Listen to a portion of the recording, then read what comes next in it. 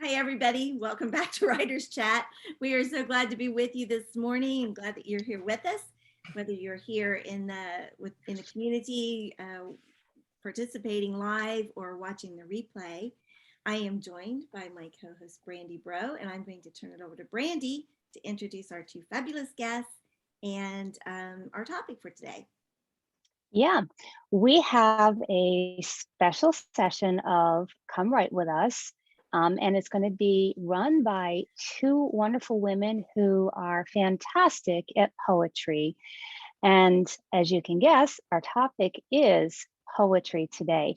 And they're going to do things a little differently than we've done with previous Come Write With Me. And I'm really excited about that because they have some just really neat approaches to things. And I think everybody here and anybody that watches afterwards is going to find it interesting. So let me share who they are. Born and raised in Jamaica, award-winning writer Rachael Rachael M. Colby resides in Cape Cod, Massachusetts, next door. Wife, mom, beach bum, artist, work in progress, avid tweeter, oh my goodness, I really can read. Avid tweeter and hashtag healthy faith chat leader. Rachael writes to glorify God, encourage believers, and reach the lost. She connects culture's questions with Christianity's answers, inspires faith, and motivates through articles, devotions, poetry, and interviews. She has a heart for racial reconciliation and to uplift those who serve in tough places. Her work has appeared on Southern Ohio Christian Voice, Inspirations Online, Blue Ridge Mountain Christian Writers Conference blog, and Oak Ridger newspaper. She runs on copious amounts of coffee and chocolate. You can connect with Rachael on her website, tattooitonyourheart.com, and on Twitter, Facebook, Instagram, and YouTube. Her works in progress include a compilation of her family's and other civil rights stories of the integration of Oak Ridge, Tennessee, and a devotional for writers. So that is presenter one and presenter two, because we have two co-hosts today, our two guests today. Patricia Tiffany Morris. An enthusiastic writer, artist, and brainstorming creative, Patricia Tiffany Morris sketches ideas in her sleep. That is, when she takes time to sleep. Reading and studying long hours at night served her well during architectural design studio at ISU in the 80s. Her eclectic awards from 2019 to 2021 ranged from poetry, short fiction, children's stories, to suspense and inspirational prose. Earning first place at BRMCWC, you might have to tell us what that means, in 2021 for her upcoming split time novel, Patricia also holds publishing credits at the Ekphrastic Review, Word Weavers International, Lyrical Iowa, and Guideposts. She has also published Journaling Scribbles collection of journals and planners. Now an empty nester, she's inspired by her rhyming husband, who reads her suspense-filled fiction in delightful character voices and helps her brainstorm tech-laced plot threads woven with themes of forgiveness and hope. Patricia actively supports fellow authors and offers geeky tech services for minimal price and adores teaching others. Sharing about Christ through inspirational fictional stories and artsy sermon note coloring pages keeps her dreams lively. She enjoys collaborating with other artists and writers. She adores Pinterest and hashtags, but finds Twitter quirky.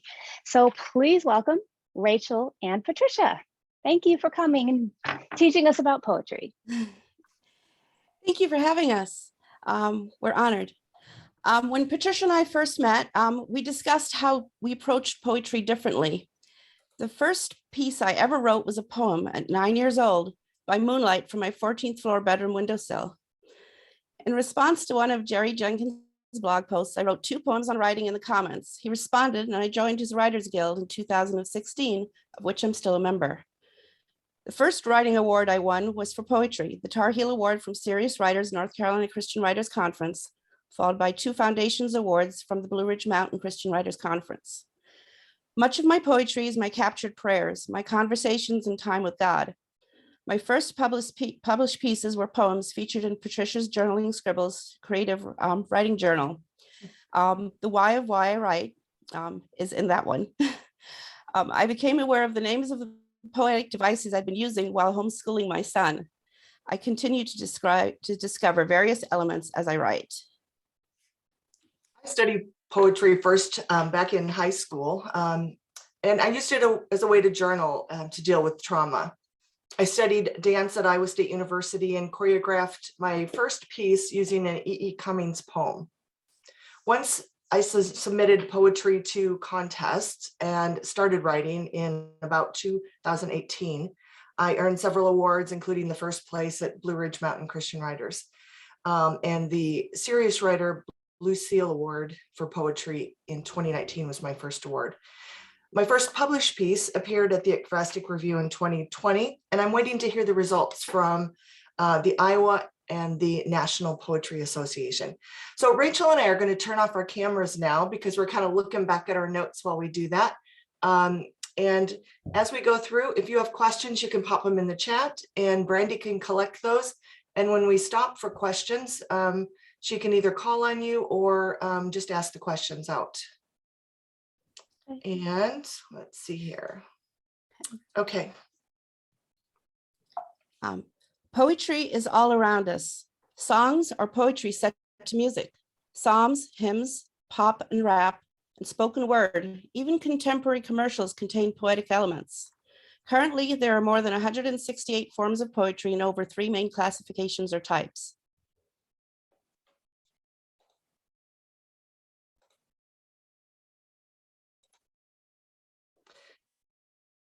Spoken word poems fall under the dramatic poems category. Poetry spoken at the inauguration, America's Got Talent, or reciting scripture. The second category is narrative poems, such as the Iliad or the Odyssey, and epic poems like Walden's Pond by Henry David Thoreau. The third category is lyric poems. They comprise the majority of poetry written today. This includes sonnets, haikus, free verse, and many more. While poets and writers use various elements of poetry, today we'll step through 9 elements, and we'll listen to a few examples.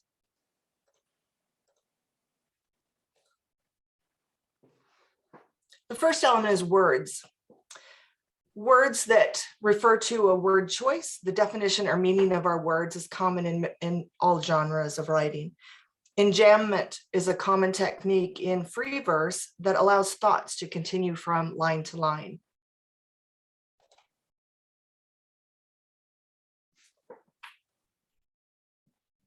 In this chart, you can see the wide variety of recognized stanzas. Stanza patterns vary as much as the rhyming words themselves.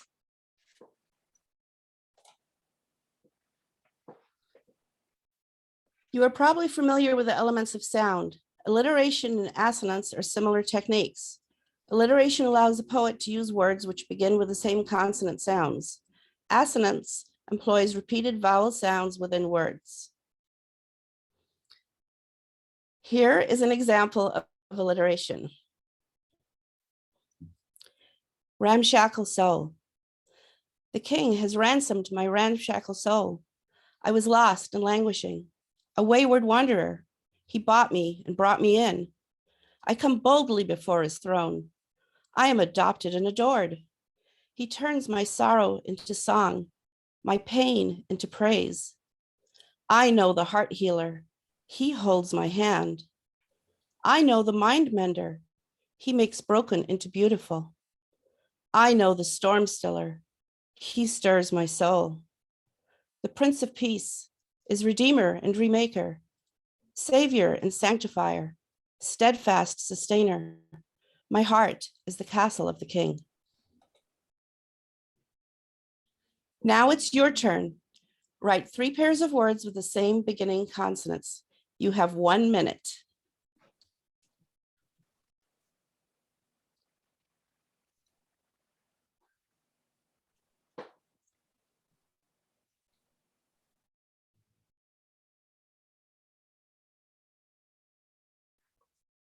When you get finished, raise your hand in the chat. And Brandy, if you just want to call on a couple people that you see there, and we can hear what people have come up with. Sure, If will you're do. done now, just raise your hand.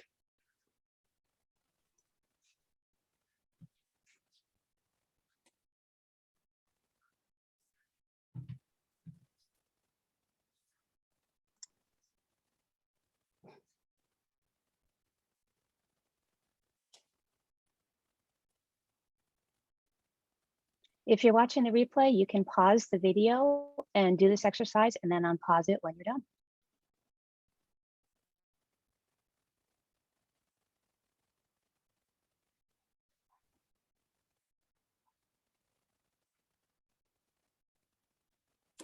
And is anyone ready to share?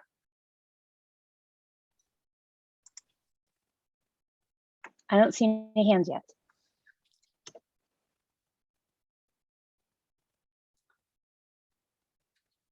But I'm willing to come up with something on the spot if you'd like. Oh, I do see Ben.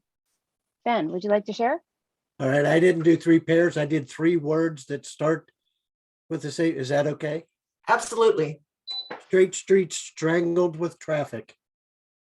Nice. Hey, Ben, could you say that again, please? Catherine? Straight streets strangled with traffic. Oh, wow. I like it. Great image for your next thriller. Mhm. Sounds like Boston. Yes, it does. I think Catherine had her hand up next. I didn't realize I could see on my screen who Okay. raises their hand. Let's go. I have 3. Okay. Practically perfect pursuit, daring daily devotions, supersonic sisters. Oh, cool. Great. Those are great titles for like fiction or nonfiction. That's great. Thank you. And Sophia. I put them in the chat, and others are in the chat as well, but I Great. came up with calm cacophony, solemn supplication, and tearful triumph. Nice. Great contrast between the 2 words. Someone has a vocabulary. Someone reads a dictionary. No, I like Melissa. Okay, we'll keep, in the chat. yep. Lush literacy lulls. That's cool. Nice. And just keep entering them if you like as we go along. We'll go to the next slide now. Rhyme and meter is one of the more difficult elements to both understand and to practice. There are true or pure rhymes. These are words that have exact matching sounds, usually the end syllable match. There are slant or near rhymes. Those are 2 words describing the same type of rhyme. Those are words that sound close, but not exactly. And there is a much more complicated element of meter and rhythm, and that varies by form and your thematic emphasis. They're the stressed and unstressed pattern of rhythm, much what you'll find in music. We'll examine an example of a limerick that uses a frolicking rhythm for a humorous theme. Rhyme Zone can help poets and writers find pure rhymes for children's picture books or other forms of poetry. You can check or uncheck the near rhymes box. Songs often employ near rhyme, but pure rhyme is a preferred industry standard for children's picture books. Another of my favorites is Rhymer. And Rhymer allows you to, it's a tool that allows you to type in a word, and you can check if you want to find the pure words or the end rhymes, or if you want to find just last syllable rhymes. Those would be words like TION at the end of a word, double rhymes, triple rhymes, beginning and first syllable. And it will give you a pretty extensive list, and each of them separated by how many syllables are in that word. There are 2 questions that a poet would ask relating to meter or metrical pattern. First, what is the metrical pattern for your poem if the form that you write dictates a metrical pattern? Just writing it down and experimenting with the way words work together in that pattern. And the second question you might ask is, what is the syllable count in relation to your chosen meter? And there is numerous studies on this and many resources online. We've put together a very small 2-page handout in the files section of the writers chat group.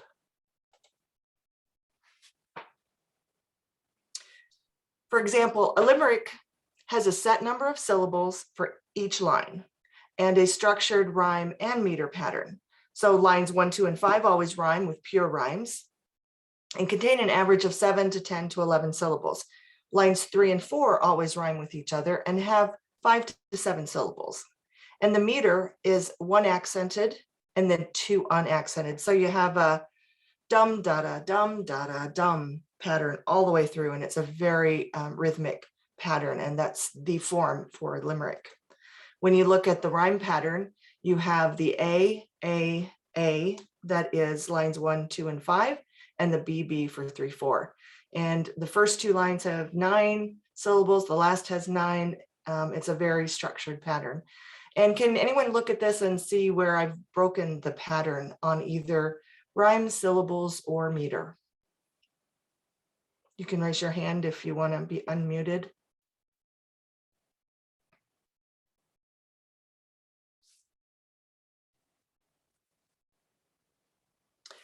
No takers?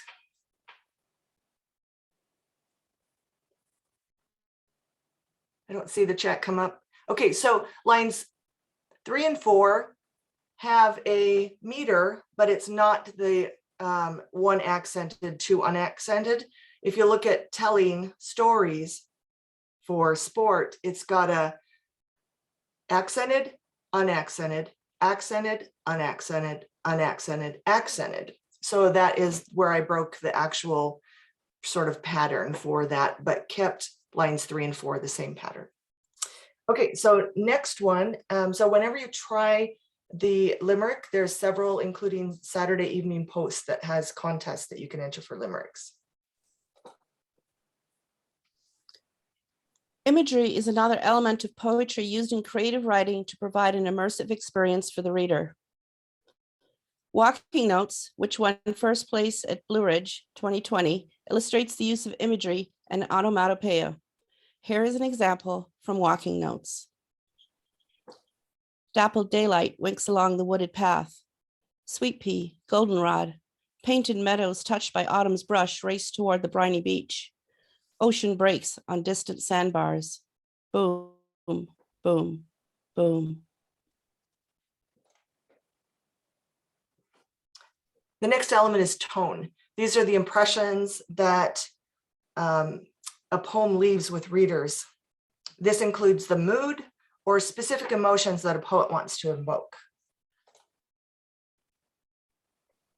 A reverse poem is written to be read forwards and backwards, and that has opposite meaning when you read it. So when we read the reverse poem called Unmask, I want you to notice the difference in the tone when it's read forward versus backwards.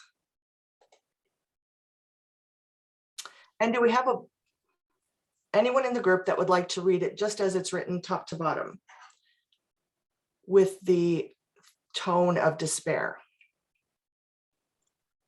I can read it. Okay, great. Despair sinks all, the vacant hollow sounds, relentless without, joy, hammering to find peace in pleas of lost opportunities, find sorrow with words unmasked, screaming cries, seize and end the pain, still and silent, a graveyard echoing inside a restless mind without hope. Great. So now I'm going to read it backwards and just see the different tone that that has as the opposite, and you have the opposite words top and bottom. Hope without a restless mind echoing inside, a graveyard still and silent. The pain sees an end, screaming cries with words unmasked, find sorrow lost, opportunities and pleas of hammering to find peace. Joy relentless, without the vacant hollow sounds, sinks all to despair. Wow. I've never heard of the reverse poem, and I think several others in the chat have commented they haven't either. So this is really neat. So when you try this, there are several resources again online. Come up with two words that are opposite and try to bookend top to bottom and then read it front to back many, many times. And you can add a few words, and it's a little bit of your interpretation as you read it that makes it very, excuse me, challenging. Absolutely one of my favorite forms, I think. So Patricia, give that a try. Patricia, how long did it take you to put this poem together? And is this your first reverse poem? Do you write these often? This is very fascinating to me. This Oh, whole thank you. I probably, for this one, total hours is really hard because I work on them little bits, but I would guess maybe about 10 hours, like total, to get it to this point where I was happy with it. You can sit down and start writing this, but because of the strangeness, when you start reading it backwards, you'll find something doesn't make sense. And so you'll switch it. And then when you read it forward, it doesn't make sense. You've lost what you just did. So it's a lot of back and forth. It's fascinating. I love it. Thank you. You said there was some resources. Do you have those listed? There is a resource in the writer's chat file section that you can grab after the session here. And one of the favorite resources that you'll find all 168 forms is Writer's Digest. And the article says 50 forms because back 5 to 10 years ago, there were only 50 forms, and they keep adding and creating new forms. So when you see that link, don't be like, that's the link. He just keeps repurposing that same link. And that page has all the forms and a clickable link for each one. Any other questions? We'll go ahead and just pause for a second here. There aren't any other questions right now. Okay, in the chat even? Yep. Okay, great. Everybody's absorbing and learning about poetry in ways that they've never heard of before. So this is great. Good. Another element is analogy, and you've probably heard of all of these and use these in your fiction and even in narrative nonfiction. The simile uses words like or as. Many times you'll see a metaphor that might use those words, but it's actually a simile. A metaphor uses words like is or am or to be, any of those categories. So I am this. Without using the words like or as. And personification is a tool that allows us to attribute human characteristics to objects, animals, or nature. This is an excerpt from Walking Notes and illustrates the use of personification. The barren beach beckons, and I go to her. She is lonely. Metaphors become cliche when they are overused or spoken in common speech.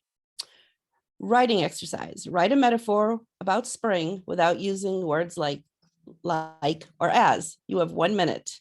And can we have a couple volunteers to share what you've written when you're ready? All right, and for those watching the replay, you can pause or let the silence go while you exercise this exercise.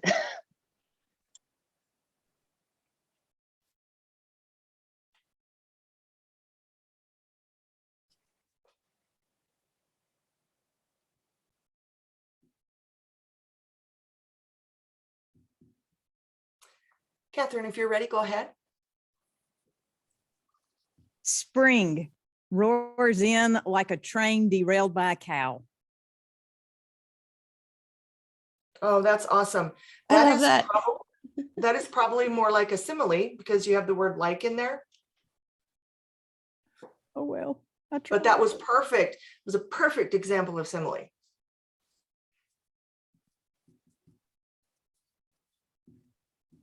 Sophia. Waking from her long slumber, she sends her heralds to break through the frosty barrier. Oh, nice. That, how many of you think that is personification? You can raise your hand or, yeah, that was a perfect example of personification. And since we shared the three: personification, simile, or metaphor, share any one of those three. Brandy has her hand up. So a metaphor would be like, I am spring. If you were going to say you are spring, or I am a whirling tornado when I clean my house. It's making yourself or any object the thing. And I'm going to go back one slide. I think I can do that.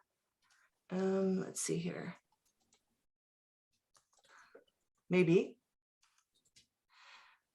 That's personification. So it's using words without like or as, and comparing items using is or to be verbs. So anything is, this is this, I am this couch is a quicksand pit, would be a metaphor. I'll go ahead and share my example of a metaphor. This is an excerpt from He is Risen. I am a riverbed that cannot contain the rushing water. He rains on me. He rains in me. I overflow. I think I have one, if I may share. Yes, go ahead. Spring dances, the prima ballerina of the year's ballet. Yes. Nice.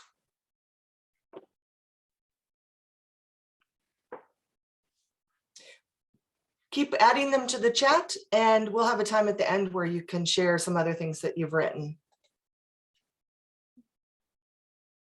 The next element, the last element that we're going to talk about today, there are many, many other elements, is journey.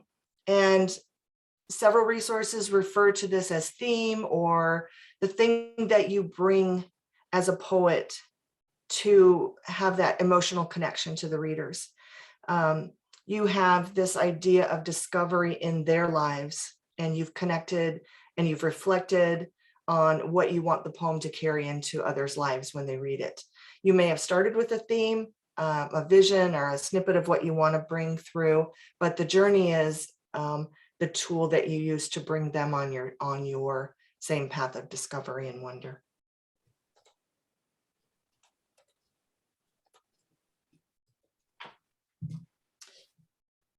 The resource called Poem as Craft says that meaningful poems contain three elements: clarity, complexity, and astonishment. And of course, a limerick may be not in the category of meaningful poems, but when you write as a craft and you're using these variety of forms, and especially free verse, you can look at those three elements and see how you can input those in your poetry. In the back end, the brainstorming, the goal for your poems, and all of that. Write these three words in your notebook or your piece of paper. And then next time you start a poem, brainstorm by setting a goal for one or more of those elements. You can take a screenshot if you'd rather. And then we'll list next a few of the over 168 forms. Of course, we're just going to touch on a couple of them and give some exercises that we can practice. Does anyone have any questions about elements? Brandy, are there any questions in the chat that you'd like to read? I haven't seen any, but if I've missed some, please let us know. Okay. People are mostly commenting and doing some of the exercises. Excellent. A question, but it was surprising to me. I really struggled with the metaphor thing too. And I mean, I know what a metaphor is, but anytime I started to write something, it turned out to be personification. And I don't think I was the only one that was struggling with that. It was kind of interesting that, you know, we think we know something, and then when we try to do it, maybe we don't know as well as we thought we did. But you know, I think some of that is our fault because we had the personification example last. That's what you saw last. And then our example came after the writing exercise in that case. If we do this ever again, we would switch those around, do the example first, and then ask you to write, because that was very confusing. Oh, I don't know. It was fun to me because it's like I really wanted to write a metaphor and then realized, nope, I'm still writing spring as a person. And those are difficult to write because you're changing the nature of things. It's not the way it is. Yeah. This is Okay, we'll go on. Writer's Digest has a list of clickable links for each form. Next, we'll try our hand at blackout poetry. And these are just a few of the 168 forms. See how many you recognize.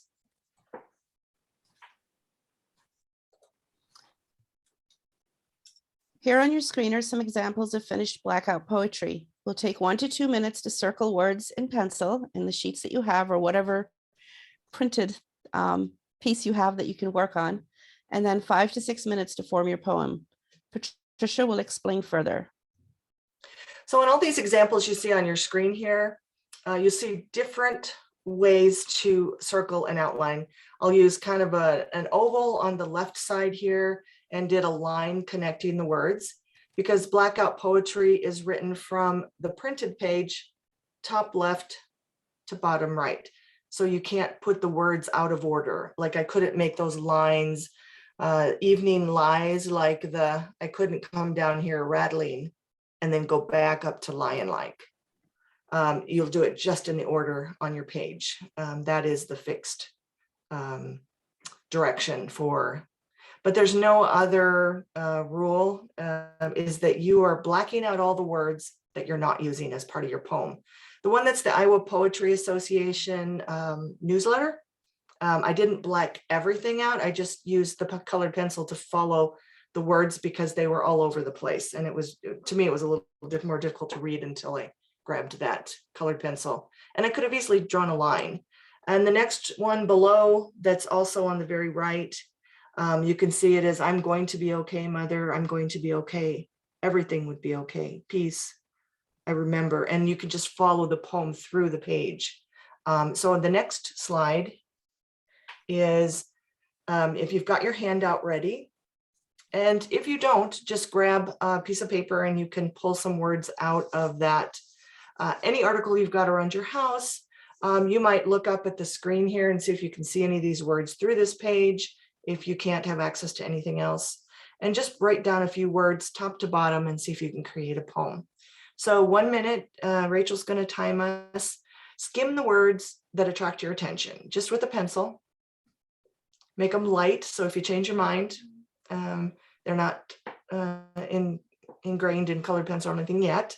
So 1 minute, just circle the words, box them, any phrases, string together your thoughts, just 1 or 2 minutes to do that. Rachel, we should have brought some music to play while they do this. While you're doing that, I'll just mention that the file in the Kindle version of Mary Potter Kenyon's Called to Be Creative is one of my favorite books, but I just pulled the page out of that. And the other page is from Windows Forensic Analysis Handbook by Harlan Carvey.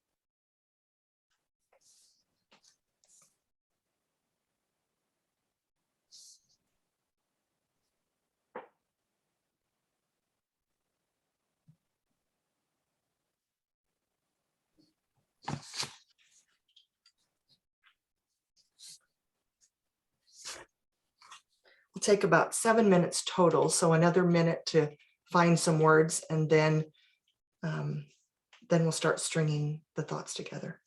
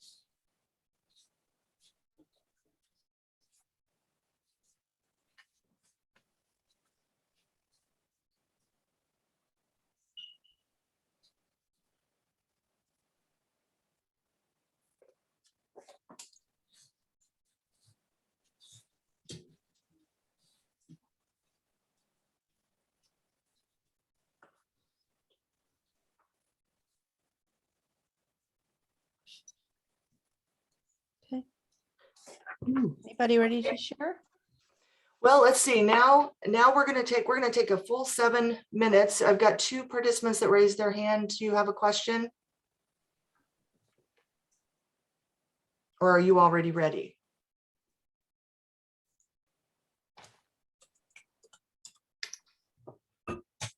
I think we've got about 5 minutes left. Okay. The next step would be to keep stringing phrases together and to cross out words, scribble them out if you're sure you're not going to use them. And you're going to revise and read aloud the final word choices. So take another 4 minutes or so and scribble out the area around. And I think what we could do is have you just hold up your paper to your camera. And then I'll watch the playback because I won't be able to see them.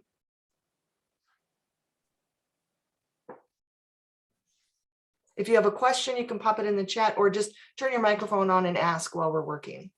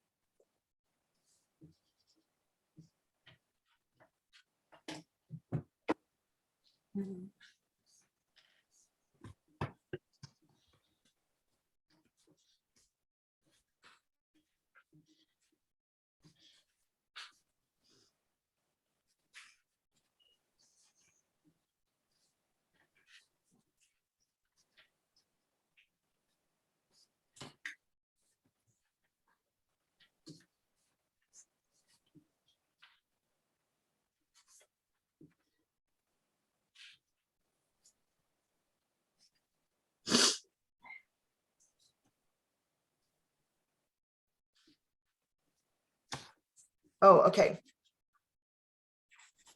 Okay, we've got just a few more minutes, and I see 4 participants' hands raised. If you would like to, I don't know how we can get the cameras so we can see their work. And you can show your blackout poetry, and then if you'll turn it back and read it out loud for us.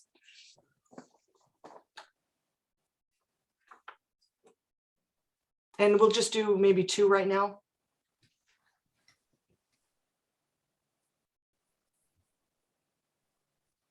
Who'd like to share? For someone to share their, to hold it up to the camera. Time's you up. Stop sharing. Let's see and hear your poems. Time's up. You're going to have to stop sharing your screen so that people can show it if you want them to actually show it. Exactly. Thank you. Okay, I'm going to stop sharing. All right, there we go. There we go. Okay, we've got some volunteers. Let's see, who has not shared yet? Let's go that way since we have, let's see, Isabella. Sophia, that looked great. I want to look at that later. We should figure out a way to share these in the group. So have Catherine, Sophia, and Brandy shared. Let's try Isabel. And if anyone else hasn't shared yet, who would like to? Otherwise, we'll take one of the others. Greeting. Should I Yeah, go ahead. Yeah, go ahead. So it was from a letter from the town hall about the vaccine, and I twisted it from, so it's in French, but I read it as a translation. Okay, great. The lady wishes to have the choice to set an efficient measure from a gift from those elderly people aged more than 75 years old, and for the entire mobilization of the town on this subject of welcoming a center for health, which is the heart of my preoccupations, to help as best as possible the town hall mayor. Awesome. Okay, who's next?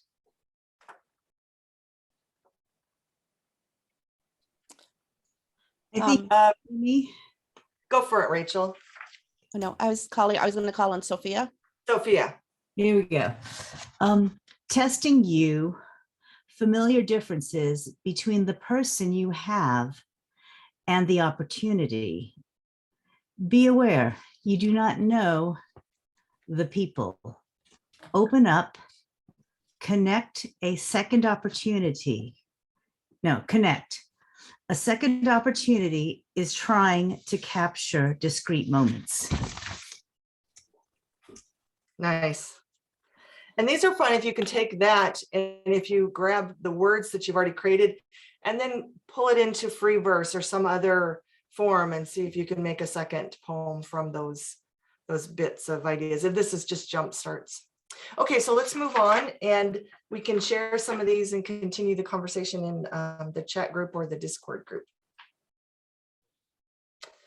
And I'm going to share again.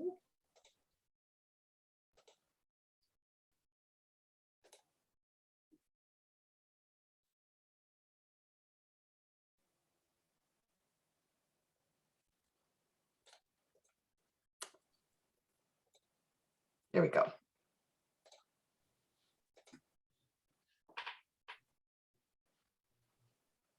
Okay, there are a few more forms of poetry. Ars Poetica is writing about poetry or poets. And many of these others you've probably heard of. Today we're going to try cinquain, and we're going to go super fast, and we're going to shorten our time just for the long length of time here.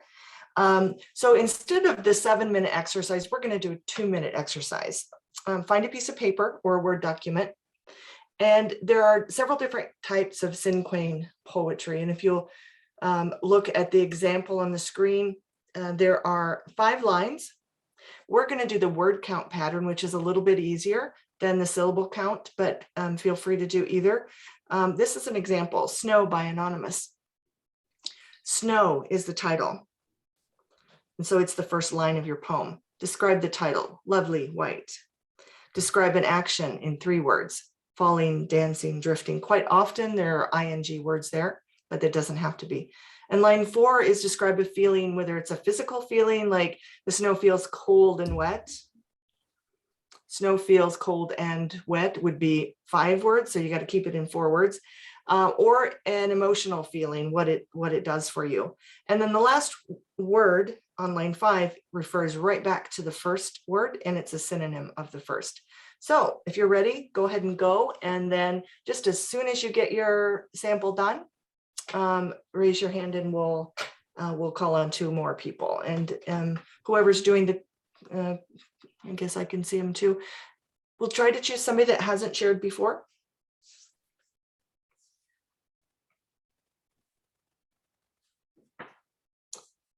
If you have any questions before we start, raise your hand and we'll talk while we're. So the syllable count doesn't matter on the word count form of cinquain. There's an actual name for it. The syllable count has another name for cinquain. There's didactic and all kinds of other specific names.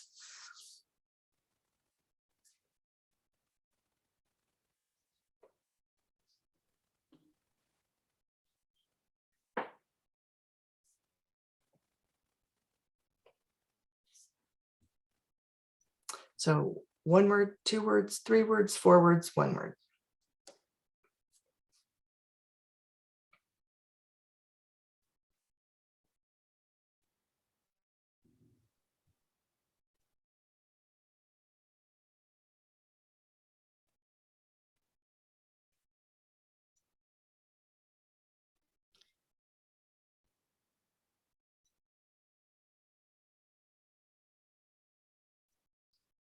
Okay, Ben.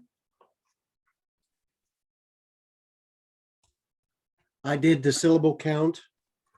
Great. So I'll just go ahead.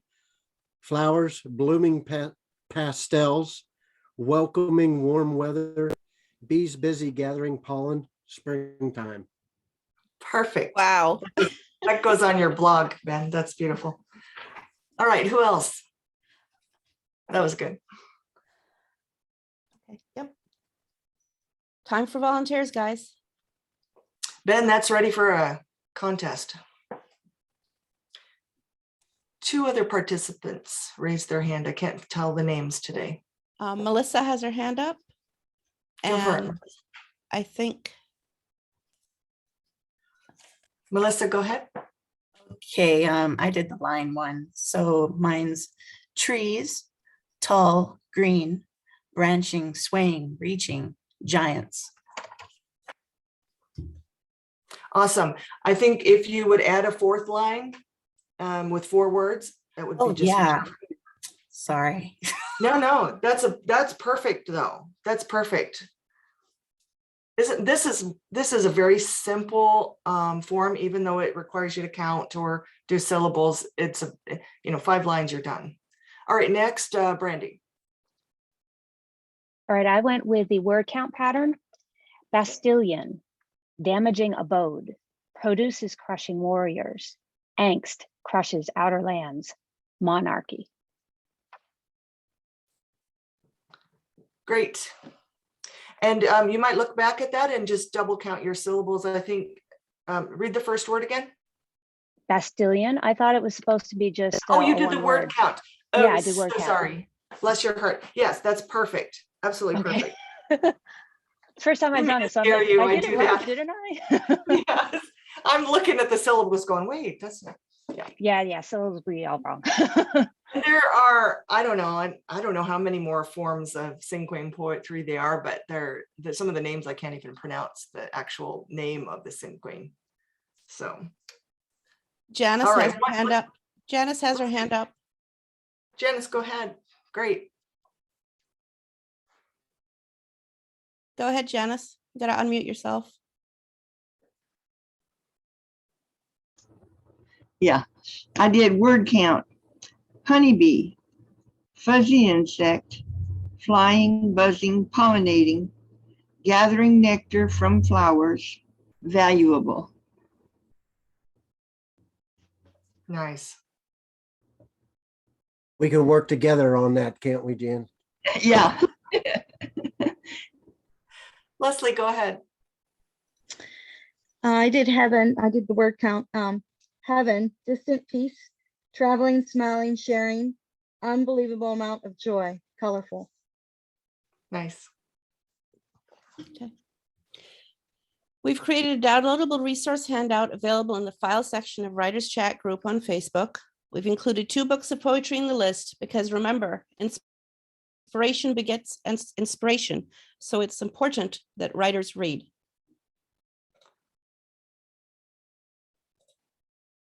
And there are numerous poetry opportunities. April is Poetry Month, and there's also an event called NaNoWriMo, which is Writing a Poem a Day.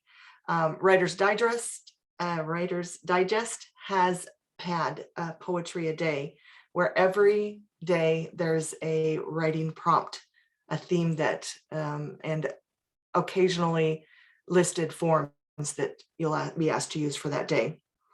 Any month you can enter writing contests, and July, I usually use poetry for Camp NaNoWriMo.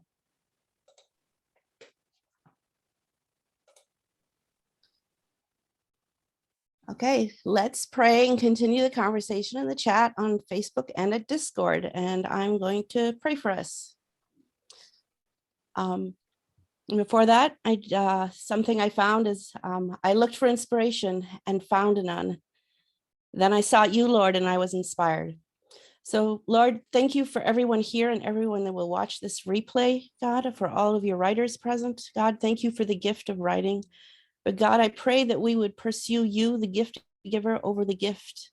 I pray you would help us to practice the art of stillness in your presence, to become noticers of your creation and of the words you whisper to us, Lord, and the needs around us you wish us to respond to. Help us to be obedient writers to your leading, God, to glorify you as we serve others with our writing as you've called. In Jesus' name I pray, amen. Thanks for listening and participating, and we're going to turn it back to Serious Writer and figure out if there's time to share any others.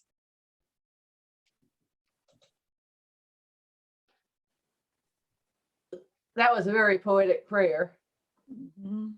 This whole session has just been so informative and incredibly inspiring. I mean, I wrote poetry before, but now I want to like go and learn so many more forms and write a whole lot more.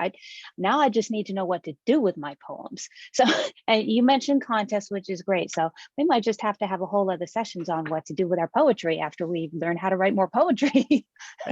If Well, everyone Brandy, looks at your state, all 50 states have a state poetry association. Mine is the Iowa Poetry Association, and every state has their own name. There is a National Federation of State Poetry Societies that every year, this time of year, they have up to 50 or a few more because there's specialty contests, but 50 poems for $10. You can submit up to 50, and each contest, each state sponsors one. But if you're a member of your state poetry group, you can enter the federal, the national deal. Our state group has 5 poems that you can enter free. So you check with your state, and that's just a way to get started. and Brandy, Writer's Digest has poetry. don't forget, go ahead. don't be afraid to let your poetry, as it does with me, insert itself where it will sometimes. It'd be that in an article or a speech, a class you're teaching.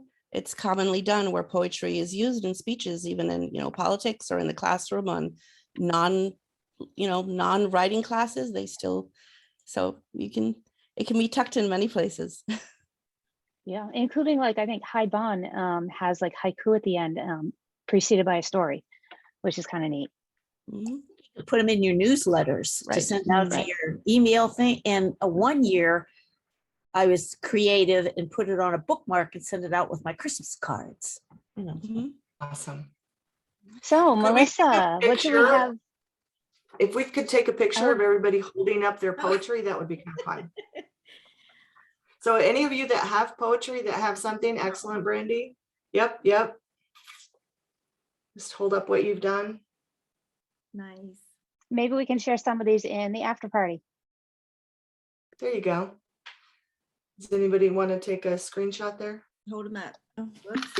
I tried. I goofed. Hold on a second. Great job And you using can- a black marker, Brandy. Yeah. Oh, thanks. Okay, Brush did pens somebody come in get it? handy. Yeah, I got it.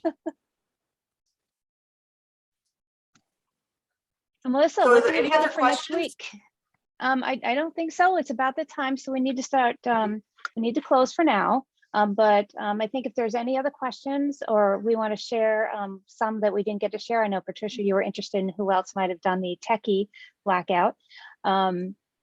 Then we can do that in the after party. Melissa, will you share with us what we have next week?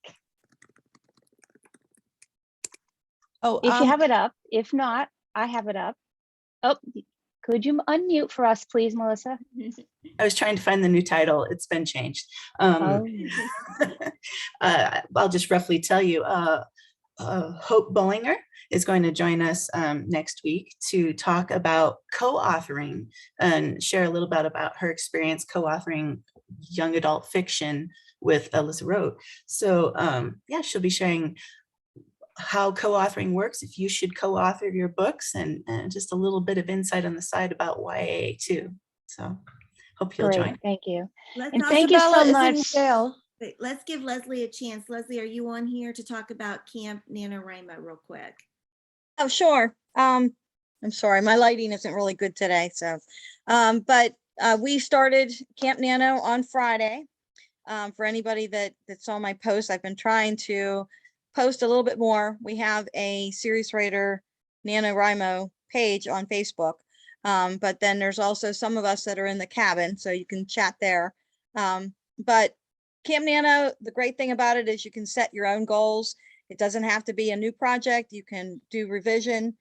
You can just maybe do poetry. That would be an idea if you haven't tried it for all. But it's a great thing to do because it really gears you towards writing every day and creating the habit of writing.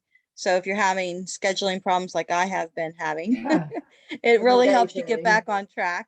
And it also allows you to not think so much about what you're writing, but just allow yourself to write whatever comes to your mind. It could be journaling, it could be articles, it could be stories. It could be a large project or small. That's the nice thing about Camp Nano as opposed to the main Nano event, is that you set your own goal. So it doesn't have to be 50,000 words. It could be 10,000 words because you're really busy in April. So I hope you can join us. If you haven't started, just go on the main NaNoWriMo site and set up a project and your goals and join us on Facebook to chat about it. Wonderful. Okay. Anything else?